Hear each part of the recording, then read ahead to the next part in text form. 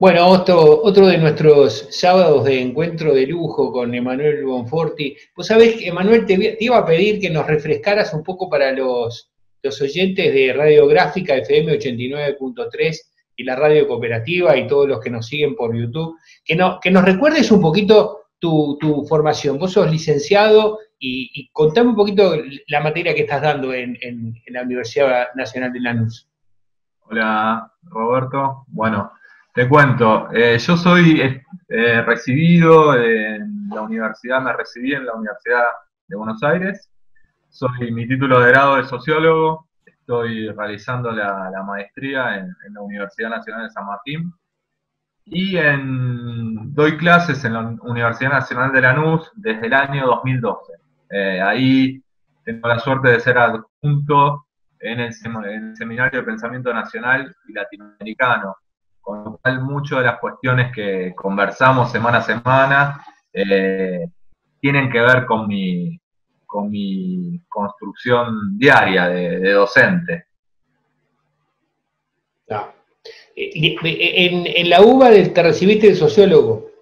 Sí, en la UBA me recibí de sociólogo y aparte soy periodista, es un título ya que fue mi primer título, así que pero me siento más sociólogo que periodista. Y hoy tu rol es más de historiador, investigador. Sí, sí, ahí lo que es también un poco pensar la sociología y la historia. Hay el revisionismo lo que hace, hoy lo vamos a ver, es pensar la historia también a través en clave de sociedad, en clave de comunidad, con lo cual hay cierto diálogo en materias que vienen de procedencia de las ciencias sociales o humanísticas, ¿viste? Bueno, Hoy es todo más... contanos esta semana Sí, que sí. tenías preparado. Mirá, esta semana pensamos laburar la cuestión del revisionismo uruguayo como primer punto, el centenario de Artigas, de la muerte de Artigas, del fallecimiento de Artigas, cómo lo trabaja el semanario Marcha, y por último un poco los diálogos entre las cuencas, ¿no? Estos que están entretenidos entre Argentina y Uruguay, vinculados a la cuestión de la izquierda y el revisionismo, ¿sí? Son temas que dan mucho para hablar y que hoy no los vamos a agotar, sino que vamos a hacer un mero recorte. A ver, arrancando con la cuestión del revisionismo uruguayo, otra vez es volver y pensar y releer a Ángel Rama, ¿no? Ángel Rama va a decir que esa generación crítica va a ir inevitablemente hacia el encuentro con la nación, ¿sí? Y ese encuentro con la nación lo va a intentar, lo va a llevar a cabo de diferentes maneras.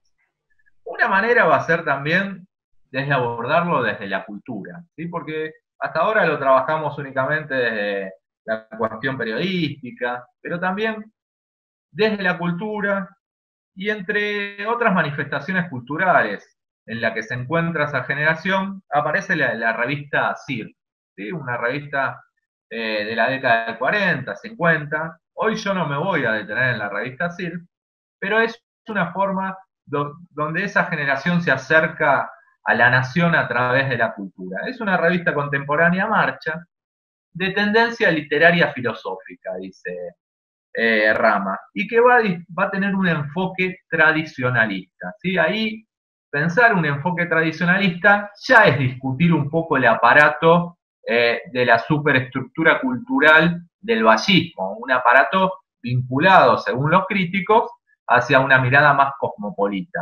Con lo cual, ya en Asir vemos un enfoque tradicionalista. Dentro de los autores que escriben en Asir, que en algún momento los vamos a trabajar un poquito más, aparece Domingo Bordoli, Guido Castillo, Liber Falco, Juan José Morosoli, ¿sí? Que trabaja la literatura y el pueblo de forma muy entretenida, el regreso a la comarca. Y yo me voy a quedar entre estos autores con la figura de Washington Lockhart, ¿sí? Que ya lo vamos a ver un poquito más adelante y en otras instancias. En esta revista va a costar un poco identificar la apuesta al futuro del nacionalismo. Si bien es una recuperación de la mirada a la pradera, como dicen los autores, por oposición al puerto, sigue siendo un diálogo de sordos en este momento. No se está pensando el país desde la cultura de manera integral, ¿sí? Y este recorte, dice Rama, fue meramente provinciano y folclórico. Pero sí fue el caldo de cultivo del nardonismo, está claro. Pero lo que identifica Rama es una ausencia de espíritu crítico beligerante. Y ese espíritu crítico beligerante lo va a encontrar en otro aspecto. Si el nacionalismo, en su plano literario, no fue capaz, a través de la revista CIR, de generar una alternativa crítica, un espíritu crítico beligerante, sí lo va a hacer, dice Rama, a través del plano de la investigación histórica. Y hacia eso vamos, que es lo que quiero trabajar hoy.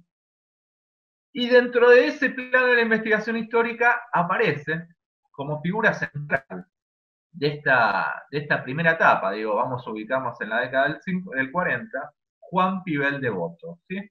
Devoto es un historiador, en ese momento director del Museo Histórico, profesor del Instituto de Profesores, que va a discutir fundamentalmente con la historiografía vallista. ¿Sí?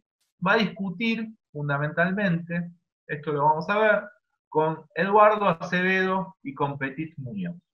Y va a recuperar, sobre todo los trabajos de Devoto, van a estar orientados al siglo XIX. Recuperar la nacionalidad desde el siglo XIX. El siglo XIX es el gran siglo de discusión con respecto al pasado histórico del Uruguay para estos autores. Y discutir el pasado del siglo, a través del siglo XIX va a ser una forma de discutir la modernidad colorada, por así decirlo.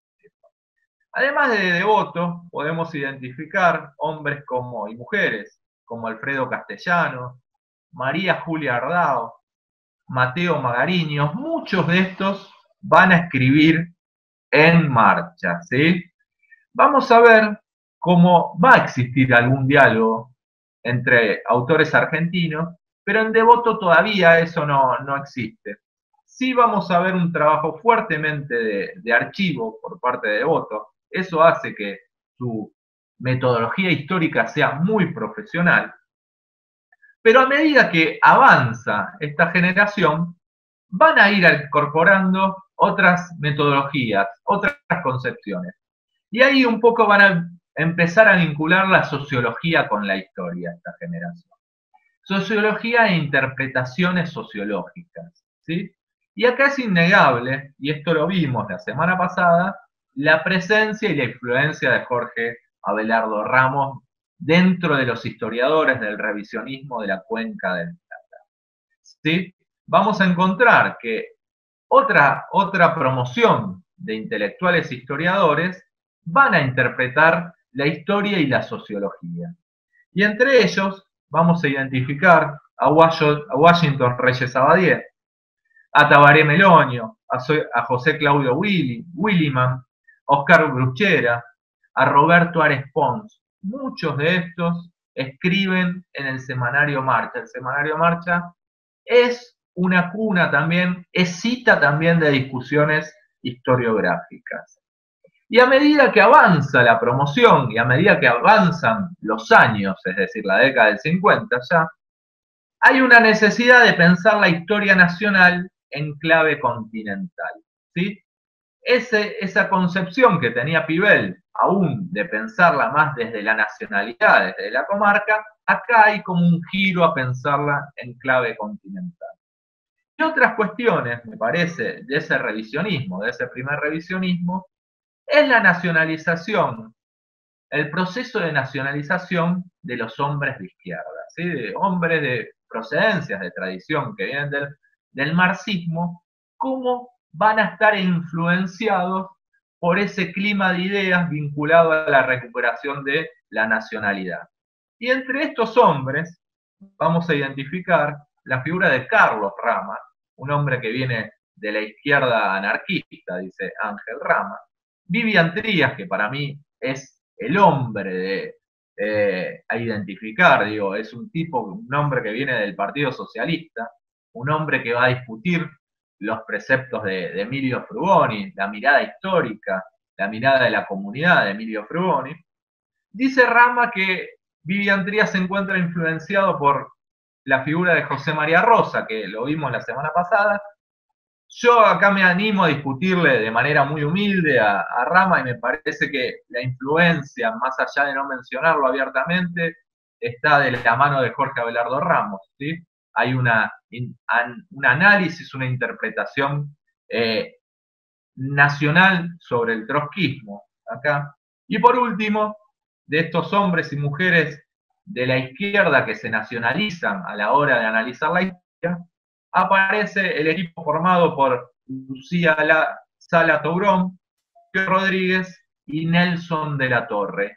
Esto es más o menos una foto de lo que sucede en ese revisionismo, digo. Un revisionismo que en la década del 40 tiene la figura de Fidel Devoto muy fuerte, vinculado a analizar el siglo XIX, y un revisionismo posterior que comienza a dialogar con autores en ambas cuencas, que comienzan a reinterpretar lecturas de izquierda. Así que eso por un lado, ese sería como el primer punto.